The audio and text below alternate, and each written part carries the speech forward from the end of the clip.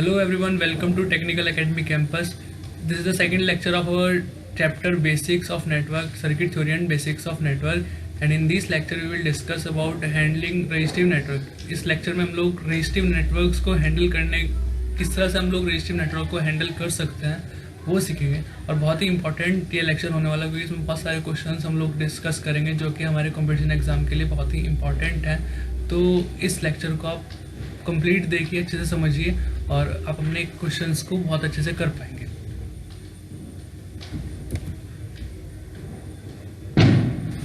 So before we start our questions, we first consider our basics. सब जो हम last lecture में हम लोगों ने कुछ बेसिक्स कंसिडर किए थे तो उन्हीं बेसिक्स से हम लोग स्टार्ट करेंगे। तो नेटवर्क का डेफिनेशन से स्टार्ट करते हैं कि नेटवर्क होता क्या है। जब दो या दो से अधिक कंपोनेंट्स को एक दूसरे से किसी भी मैनर में किसी भी अरेंजमेंट में कनेक्ट कर दिया जाता है तो वो एक नेटवर्क के नाम से जाना जाता है। जैसे कि यहाँ पर आप देख सकते हैं कि रजिस्टर्स को एक दूसरे के साथ कनेक्ट किया गया है, कैपेसिटर्स को एक दूसरे के साथ कनेक्ट किया तो ये भी एक नेटवर्क है, इंडक्टर्स को एक दूसरे के साथ कनेक्ट किया तो ये भी एक नेटवर्क है। तो व्हेन टू और मोर इलेक्ट्रिकल कंपोनेंट, जब दो या दो से अधिक इलेक्ट्रिकल कंपोनेंट को एक दूसरे से किसी भी अरेंजमेंट में कनेक्ट कर दिया जाता है तो उसे नेटवर्क के नाम से जाना जाता है। तो network is nothing but arrangement of network element. So network can be classified into two type, active network and passive network. तो पैसिव नेटवर्क वो नेटवर्क होते हैं जो कि सिर्फ और सिर्फ पैसिव एलिमेंट कंटेन करते हैं। तो जैसे कि यहाँ पे आप देख सकते हैं नेटवर्क्स जो है पैसिव एलिमेंट, रेजिस्टर, इंडक्टर और कैपेसिटर पैसिव एलिमेंट कंसिस्ट करते हैं तो इसीलिए इन्हें पैसिव नेटवर्क कहते हैं। जैसे कि हम लोग जानते हैं network can be classified into two type, active network and passive network. तो active network and passive network, and passive network we have classified passive network are those which contain only passive element. Now we will discuss about active network. Active network are combination of passive element plus active source.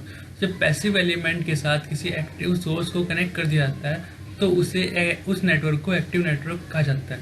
जैसे कि हम लोग यहाँ पे figure में दिखाया गया है, तो जो ये पैसिव एलिमेंट्स का अरेंजमेंट है उसके साथ हम लोगों ने वोल्टेज सोर्स या करंट सोर्स जो कि एक्टिव सोर्स है जब उसको कनेक्ट कर देते हैं तो ये नेटवर्क एक्टिव नेटवर्क के नाम से जाना जाता है। तो active network is nothing but the combination of passive element plus active source. जब पैसिव एलिमेंट को एक्टिव सोर्स से कनेक्ट कर दिया जाता है तो उस नेटवर्क को हम लोग एक्टिव नेटवर्क के नाम से जानते हैं। Discuss about handling of resistive network. तो किसी रेजिस्टिव नेटवर्क को कैसे हैंडल करना है, तो किसी भी रेजिस्टिव नेटवर्क को जब हैंडल कर रहे हैं तो हमें कुछ बेसिक्स पता होना चाहिए। तो सबसे पहला बेसिक है, जब आपके पास रेजिस्टिव नेटवर्क है जिसमें सभी के सभी रजिस्टर्स एक दूसरे के साथ सीरीज में कनेक्टेड है, तो when n numbers of resistors are connected in series, जैसे कि यहाँ पे आप देख सकते हैं ये रजिस्टर सभी के सभी सीरीज में कनेक्टेड है तो हमें इक्विवेलेंट रेजिस्टेंस निकालने के लिए सभी रजिस्टर्स के रेजिस्टेंस को इंडिविजुअली सम कर देना होता है। तो to find the total resistance we can individually sum all the resistors all the resistance, so we can find the total resistance।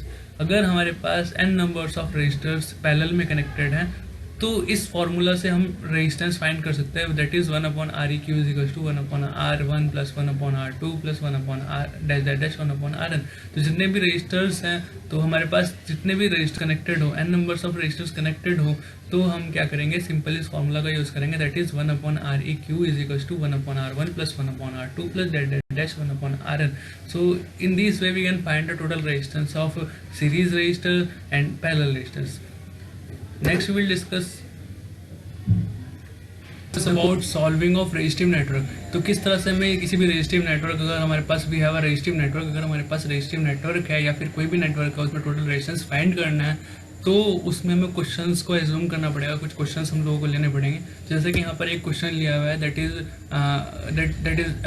Is considered from ISRO 2006, जो कि इसरो 2006 में क्वेश्चन आया था, the approximate equivalent resistance of point x1 and x2। तो इसमें इस question में हमें अप्रोक्सीमेट इक्विवेलेंट रेजिस्टेंस निकालना है eight point x1 and x2। तो इस क्वेश्चन को करने के लिए हमें सिंपल ट्रिक का रिक्वायरमेंट रहेगा कि हम लोग इसे जल्दी से करना है। अगर एक लंबा मेथड भी होता है इसमें हम लोग एक एक रेजिस्टेंस को simply we can find the total resistance by considering the resistance individual resistance. But अगर हम चाहते हैं कि इस क्वेश्चन को फास्टली और सेकंडों में करना चाहते हैं, तो इस क्वेश्चन को करने के लिए हमें एक ट्रिक का रिक्वायरमेंट रहेगा। इस ट्रिक के बारे में हम लोग डिस्कस करेंगे। तो ये क्वेश्चन जो है, इस क्वेश्चन में हमारे पास नंबर्स ऑफ रजिस्टर्स कनेक्टेड हैं और हमारे पास ऑप्शन है 60 ohm, 40 ohm, 80 ohm and 20 ohm, and we have to find the equivalent resistance at point x1 and x2। तो इस क्वेश्चन को करने के लिए हम सिंपल करंट एजम्पशन मेथड का यूज़ करेंगे। एक सिंपल मेथड है, इसमें हम करंट को एज्यूम करते हैं। जैसे कि यहाँ पे रिप्रेजेंट किया है हमने, करंट आई को हम एज्यूम कर रहे हैं। जैसे कि हम देख सकते हैं कि पैसिव नेटवर्क है, यानी कि इसमें कोई भी वोल्टेज सोर्स नहीं है, तो इसका मतलब यहाँ पर कोई करंट जनरेट नहीं होगा, या फिर करंट सोर्स भी नहीं है तो यहाँ पर कोई करंट नहीं होगा। But for the simplification we assuming the current I. So जब आई करंट ब्रांच से फ्लो करेगा, 10 ओम से फ्लो करेगा, तो जंक्शन पे आकर डिवाइड हो जाएगा, और जंक्शन पे आकर डिवाइड हो जाएगा तो 2 पार्ट्स में डिवाइड होगा, I1 एंड I2। तो I1 10 ओम से फ्लो कर रहा है, I2 40 ओम से फ्लो कर रहा है। इस तरह से जब I1 करंट इस जंक्शन पे आएगा तो यहाँ पर भी ये 2 पार्ट्स में डिवाइड हो जाएगा, I3 एंड I4। तो यहाँ पर हम 2 पॉइंट्स यहाँ पे नोट करके रख लेंगे अपने पास, जो कि ट्रिक के बहुत ही इंपॉर्टेंट पार्ट है, कि जिन ब्रांचेस से सेम करंट फ्लो करेगा वो एक दूसरे के साथ सीरीज में होंगी, और जिन ब्रांचेस से डिफरेंट करंट फ्लो करेगा वो एक दूसरे के साथ पैरेलल में होगी। दोबारा से एक बार सुन लेंगे, जिन ब्रांचेस से सेम करंट फ्लो करेगा, जिन ब्रांचेस से सेम करंट फ्लो करेगा वो एक दूसरे के साथ सीरीज में होगी, और जिन ब्रांचेस से डिफरेंट करंट फ्लो करेगा वो एक दूसरे के साथ पैरेलल में होगी। जैसे कि हम देख सकते हैं 10 ओम, 40 ओम एंड 10 ओम से I3 करंट फ्लो कर रहा है, तो इसका मतलब ये सभी के सभी ब्रांचेस एक दूसरे के साथ सीरीज में है। और यहाँ पर हम देख सकते हैं I3 और I4 यानी 10 ओम और 40 ओम के बीच में, या फिर 10 ओम और 40 ओम जैसे यहाँ पे भी रिप्रेजेंट किया है, तो इन दोनों के बीच में भी डिफरेंट करंट फ्लो करे। इसका मतलब ये दोनों भी एक दूसरे के पैरेलल में है, और ये दोनों भी एक दूसरे के पैरेलल में है। तो इन चीज़ों को हम यहाँ पे एज्यूम करके चलेंगे, और जब इस क्वेश्चन को करेंगे तो इसको अपोजिट साइड से देखेंगे। तो जहाँ पर हमने आई बनाई है वहाँ से हम लोग स्टार्ट करेंगे देखना। तो यहाँ पर हम सबसे पहले दिखता है ये रजिस्टर, तो इस 40 ओम को, और फिर हमें दिखता है 10 ओम, या फिर हम इस 10 ओम को भी देख सकते हैं। तो 40 ओम और 10 ओम एक दूसरे के साथ किस में है, सीरीज में या पैरेलल में? तो ये एक दूसरे के साथ सीरीज में है, तो इन दोनों को हम सिंपली 40 + 10 50 हो जाएगा। और फिर हम इसको भी देखेंगे तो ये भी सीरीज में, क्योंकि तीनों से एक ही सेम करंट फ्लो करेगा, तो ये भी हमारा सीरीज में है। तो सीरीज में जब रेजिस्टेंस होते हैं तो उनको हम टोटल रेजिस्टेंस फाइंड करने के लिए उनको सिंपल सम अप कर देते हैं। तो 10 + 40 50 + 10 60। तो यहाँ पर हम लोगों ने यहाँ पे 60 ओम यहाँ पर लिख कर रखा हुआ है। अब हम लोग नेक्स्ट पार्ट में जाता है कि हमें जब हम इन पूरे इस पूरे सर्किट का सोल्यूशन कर लेंगे तो हमें 60 ओम मिलेगा, और 60 ओम को हम इसके पैरेलल में कनेक्ट करेंगे, क्योंकि I3 उस 60 ओम से फ्लो कर रहा है और I4 इस 40 ओम से फ्लो कर रहा है, तो ये दोनों एक दूसरे के पैरेलल में है। तो हम पैरेलल में रेजिस्टेंस जब होंगे तो दोनों रेजिस्टेंस को एक दूसरे साथ मल्टीप्लाई करके नीचे सम करेंगे। तो यहाँ पर दोनों रेजिस्टेंस को एक दूसरे साथ मल्टीप्लाई कर नीचे सम करेंगे, 60 ओम + 40 ओम। तो दोनों रेजिस्टेंस को हम लोगों ने यहाँ पर मल्टीप्लाई किया, फिर नीचे 60 ओम + 40 ओम किया। नेक्स्ट,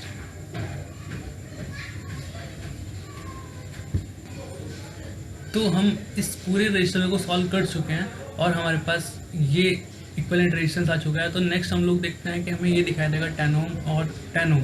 तो इन रजिस्टर्स से करंट फ्लो कर रहा है, उसकी वैल्यू हम पहले फाइंड कर लेते हैं। तो I3 इन ब्रांचेस से होते हुए इस ब्रांच पर आके और I4 के साथ समअप हो जाएगी, और यहाँ पर हम देख सकते हैं I1 = I4 + I3, यानी कि I4 + I3 का समअप है।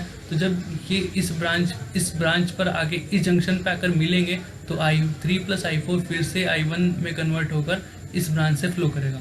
तो जब I1 इस ब्रांच से फ्लो करेगा तो यानी कि ये जो रजिस्टर I1 और I1 ये दोनों रजिस्टर्स 10 ओम और 10 ओम एक दूसरे के साथ सीरीज में कनेक्टेड है। तो 10 ओम + 10 ओम = 20 ओम, और इस तरह से यही I1 इस पूरी ब्रांच से होते हुए यहाँ पर आ रही है। इसका मतलब ये भी इसके सीरीज में है। तो 60 ओम × 40 ओम + 60 ओम + 40 ओम + 20, ये तीनों के तीनों एक दूसरे ये सभी की सभी ब्रांचेस एक दूसरे सीरीज में है, तो इसलिए इसको सिंपली सम कर दे। नेक्स्ट विल लिख सकते 40 ओम। तो 40 ओम से I2 करंट फ्लो कर रहा है, और I1 जो है इस पूरे रजिस्टिव सर्किट से फ्लो कर रहा है। तो इसीलिए ये 40 ओम इस पूरे रजिस्टिव नेटवर्क के पैरेलल में कनेक्टेड है। तो हमने यहाँ पर इसको सिंपली मल्टीप्लाई कर नीचे प्लस कर दिया। Now we will discuss about this. तो आई करंट इस ब्रांच से फ्लो करते हुए इस पूरे रजिस्टर सर्किट में जा रहा है। तो जब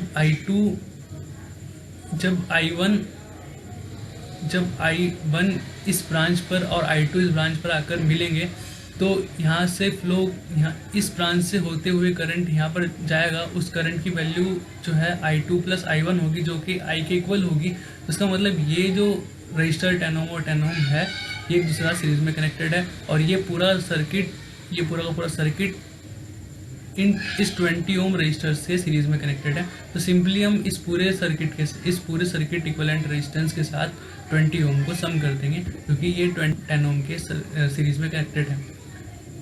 तो इस तरह से हम इस पूरे क्वेश्चन को करेंगे। तो हम लास्ट में जब इस क्वेश्चन को फाइंड करेंगे तो हमारा जो आंसर है वो लगभग 40 प्लस 40.95 के इक्वल आएगा।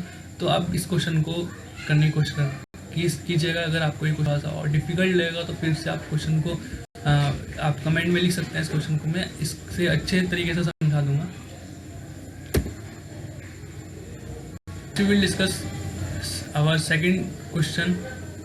तो इस क्वेश्चन में हमारे पास सिंपल एक क्वेश्चन लिया हमने, obtain equivalent resistance looking the terminal A and B. तो इस क्वेश्चन को करने के लिए हम सिंपली ए टर्मिनल और बी टर्मिनल को थोड़ा सा, दोनों टर्मिनल्स को एक दूसरा, इस टर्मिनल को इस टर्मिनल से पकड़ेंगे। तो अगर इसको स्ट्रेच करेंगे एक दूसरे से दूर, इन दो ब्रांचेस को एक दूसरे से दूर ले जाएंगे, तो हमें ये रजिस्टर मिलेगा। इसमें हमारे पास 35 और 8 ओम 35 प्लस 15 यानी कि 35 और 15 सीरीज में कनेक्टेड रहेंगे, और 8 ओम 22 पैरेलल बी सीरीज में कनेक्टेड रहेंगे। और बट ये दोनों के साथ पैरेलल में कनेक्टेड रहेंगे।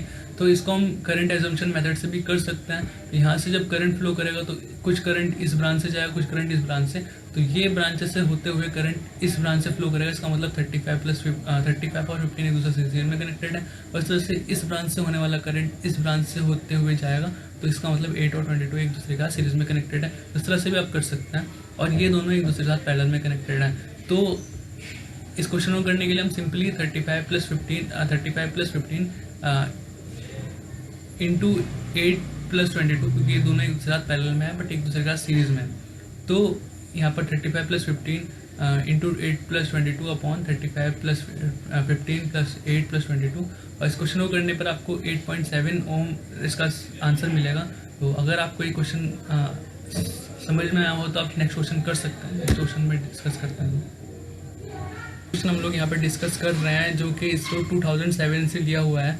बहुत ही इंपॉर्टेंट क्वेश्चन है, बहुत ही ट्रिकी क्वेश्चन है, बहुत ज़्यादा कंसेप्ट हमारे यहाँ पे यूज़ होने वाले हैं। तो इस क्वेश्चन को करने के लिए सबसे सिंपल मेथड जो मुझे लगता है, जो कि हम लोग सीख सकते हैं। तो यहाँ पर हम देख सकते हैं कि ए और बी एक दूसरे का शॉर्ट सर्किटेड है, और सी और डी एक दूसरा शॉर्ट सर्किटेड है। तो शॉर्ट सर्किट का मतलब है कि ये टर्मिनल और इन टर्मिनल के बीच में डायरेक्ट कनेक्शन है। इस सी टर्मिनल और डी टर्मिनल के बीच में डायरेक्ट कनेक्शन है, यानी कि सी और डी को एक टर्मिनल की तरह से हम लोग रिप्रेजेंट कर सकते हैं। इस तरह से ए और बी एक दूसरे के साथ शॉर्ट सर्किटेड है। इसका मतलब एक हम लोग वायर यूज़ किया, थिक वायर, और जो है ये जो शॉर्ट है ए और बी को हम एक टर्मिनल से एक टर्मिनल से रिप्रेजेंट कर सकते हैं। तो इस क्वेश्चन को करने के लिए हम सिंपल ए और सी के बीच में एक रजिस्टर कनेक्टेड है। तो ए और सी के बीच में हम 6 ओम का एक रजिस्टर कनेक्ट कर रहे हैं यहाँ पर। इस तरह से सी और बी के बीच में एक 6 ओम रजिस्टर कनेक्टेड है। तो सी और बी के बीच में क्योंकि एक 6 ओम रजिस्टर कनेक्टेड है, तो इस तरह से हम लोग यहाँ पे सी और बी के बीच में एक 6 ओम रजिस्टर कनेक्ट कर रहे हैं। इस तरह से बी और डी के बीच में भी एक 6 ओम रजिस्टर कनेक्टेड है। तो बी और डी के बीच में भी एक 6 ओम रजिस्टर है। जैसे कि मैंने बताया कि यहाँ पे शॉर्ट सर्किटेड किया गया है इन दो टर्मिनल्स को। तो मैंने भी इस टर्मिनल को यहाँ पर उठाकर इसको इस टर्मिनल से शॉर्ट कर दिया। इसका मतलब इन दोनों टर्मिनल को एक पॉइंट से रिप्रेजेंट किया है। सी और डी एक ही पॉइंट है। तो बी और डी के बीच में एक 6 ओम रजिस्टर कनेक्टेड है। तो यहाँ पर हम लोगों ने बी और डी के बीच में एक 6 ओम रजिस्टर कनेक्ट किया हुआ है, जैसे कि यहाँ पर रिप्रेजेंट किया है। तो इस तरह से हम लोग यहाँ पर बी टर्मिनल को भी ए टर्मिनल से कनेक्ट कर देते हैं। तो बी टर्मिनल को भी एक टर्मिनल से कनेक्ट कर देने पर हमारे पास कुछ इस तरह से डायग्राम ड्रॉ करेंगे हम। ये डायग्राम हमें मिलेगा। तो यहाँ पर हम देख सकते हैं ए और सी के बीच में एक 6 ओम रजिस्टर कनेक्टेड है, तो ए और सी के बीच में एक 6 ओम रजिस्टर कनेक्टेड किया हुआ है हमने। सी और बी के बीच में एक 6 ओम रजिस्टर है, तो सी और बी के बीच में भी एक 6 ओम रजिस्टर कनेक्ट किया है, जैसे कि यहाँ पे सी और बी के बीच में भी एक 6 ओम रजिस्टर कनेक्टेड है। इस तरह से बी और डी के बीच में भी एक 6 ओम रजिस्टर कनेक्टेड है, तो बी और डी के बीच में हम लोग 6 ओम रजिस्टर कनेक्ट किया हुआ है। तो यहाँ पर हम देख सकते हैं ये पूरा रजिस्टिव नेटवर्क एक पैरेलल रजिस्टिव नेटवर्क की तरह से बिहेव रिप्रेजेंट कर रहा है। तो यहाँ पर हम देख सकते हैं कि अगर यदि हम इस ब्रांच से फ्लो कर करंट एज्यूम करें, इस ब्रांच से करंट फ्लो कराएं आई, तो आई जो है डिफरेंट ब्रांचेस से होते हुए डिफरेंट करंट फ्लो करेगा। कुछ करंट इधर जाए, कुछ करंट इधर जाए, कुछ करंट, तो ये जो डिफरेंट करंट है, क्योंकि डिफरेंट ब्रांचेस से डिफरेंट करंट फ्लो कर रहा है, इसका मतलब ये तीनों के तीनों ब्रांचेस एक दूसरे से पैरेलल में कनेक्टेड है। तो इस टाइप से क्वेश्चन को हम लोग इस फॉर्मूला से सॉल्व करेंगे, 1/ReQ = 1/6 + 1/6 + 1/6, that is 1/ReQ = 3/6 and ReQ = 2। तो इस तरह से हम इस क्वेश्चन को सिंपली फाइंड आउट कर सकते हैं। तो अगर इन सभी क्वेश्चन में कोई भी आपको प्रॉब्लम होती है इन क्वेश्चनों को करने में, तो आप मुझे कमेंट कर सकते हैं। आप हमारी ऑफलाइन क्लासेस भी ज्वाइन कर सकते हैं, जिसमें हम लोग इनको और भी अच्छे तरीके से आपको समझा सकें। ऑफलाइन में हम लोग इतना ज़्यादा अच्छे से रेगुलर क्लासेस में हम ज़्यादा अच्छे से समझा सकते हैं, क्योंकि आपके पास डायरेक्ट कांटेक्ट रहेगा। आप हमारे चैनल को सब्सक्राइब कर सकते हैं, और अगर आपको किसी भी इलेक्ट्रॉनिक या इलेक्ट्रिकल से रिलेटेड किसी भी टॉपिक पे वीडियो आपको चाहिए हो, तो आप वीडियो ऑन डिमांड मुझे कमेंट कर सकते हैं, मैं उसके लिए भी आपको बना दूंगा। तो ये बहुत ही इंपॉर्टेंट क्वेश्चन है कॉम्पिटिशन के लिए। I hope you will achieve your best in your competition, and thank you to watch this lecture.